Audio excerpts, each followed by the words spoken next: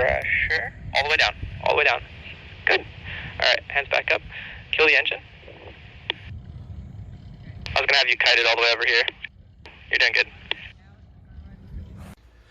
Good evening, friends and family. So as you can see, things are going pretty good. Today is day 9, yesterday was day 8. On day 8, I got 1 flight in total, and I had 3 failed launches, and this was the first time that I've had failed launches. And I'm actually glad that I've started to fail some launches. And although it's easy to pin it on one thing, I think the main reason why I failed the first of the 3 launches was that I was holding things differently in my left hand, which is the hand that you hold the throttle with.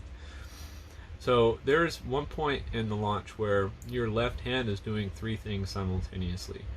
You're holding on one object and using it to steer.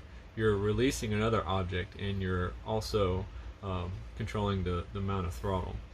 And in the first of the 3 failed launches, I changed how I was holding it on advice of the instructor because of something that I brought up. I wanted to say, I was like, hey, I would like to do more blah.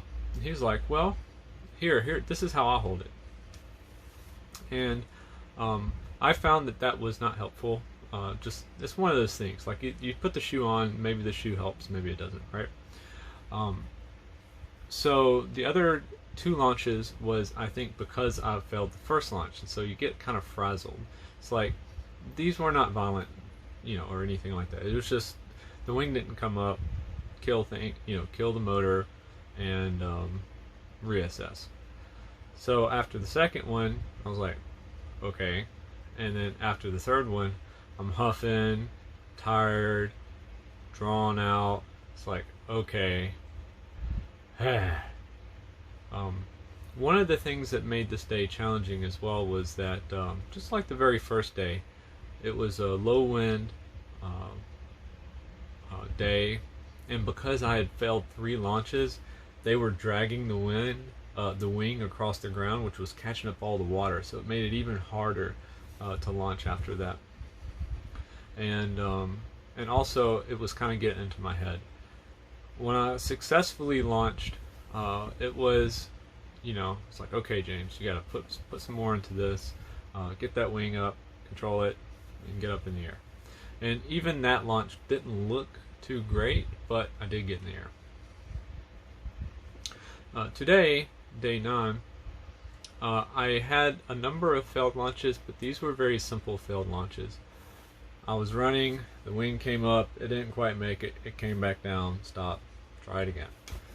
So had 2 of those, and then I had what you saw at the beginning, which was some touch and goes, some good landings, some good takeoffs. Not perfect, got lots of room for improvement. And honestly, at this point, that's what I'm doing. I know what to do. I have the knowledge, and I'm working on the understanding, which is the reinforcement of practice, so that you can focus on the parts that matter. And things that matter the most are doing your pre-flight checks and not overdoing the throttle.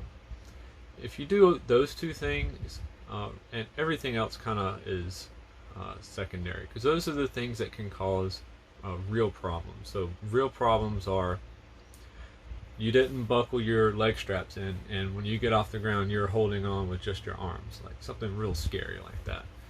Or perhaps just after launch, a piece of the motor falls off and hits the propeller, and now the propeller is broken, and a piece of the propeller hit your wing, and now there's a hole in your wing and you have no motor power anyway. Or, that's what all the pre-flight checks is for. And then as far as practice, there are some scenarios you can get yourself into by trying to power your way out of it. And by power, I mean holding down the throttle. So as long as you don't do those things, or rather you do the checks and you don't over throttle, and you look for a good wing before you take off, you're pretty much going to be okay. At least in using the equipment and the wings that are on the safe end of things. And from this point on, we're just flying. Every morning we go, we fly, we work on some piloting skills, we add some new scenario. For example, hey, maybe you don't have a lot of room to land in. Here's how you shorten the amount of room you need to land. Or, hey, maybe you need to take a turn on takeoff. Well, here's how you take that turn on takeoff, sooner. Stuff like that. So, the major points are there, and it's just a matter of practice and getting everything else in. So that's pretty much it for today. I'll leave you with some of the failed launches from yesterday and today, just so you can kind of see what I'm talking about. And for the rest of the week, it will be more practice, trying out different equipment. So at this point, I've been using the same motor, same harness, same chassis, same wing throughout this whole time. So for the next 5 days, which I've been flying for 5 days now, and I have 5 more days to go. So we're halfway through the number of flying days, and I've already got the basics down. Sticking landings, I'm getting takeoffs, and it's trying equipment and doing some more, maybe some advanced navigation or stuff like that.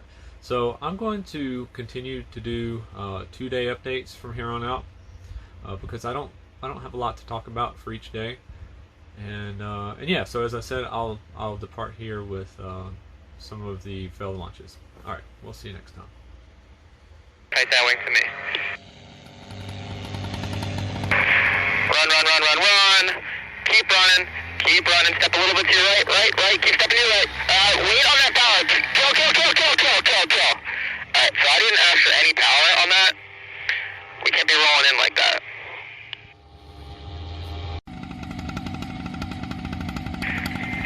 Run. Keep running. A little bit of power. More power.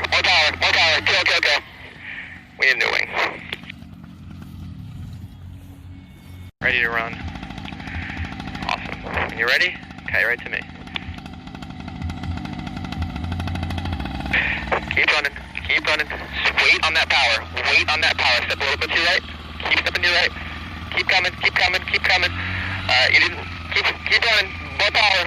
Hands back up. Kill.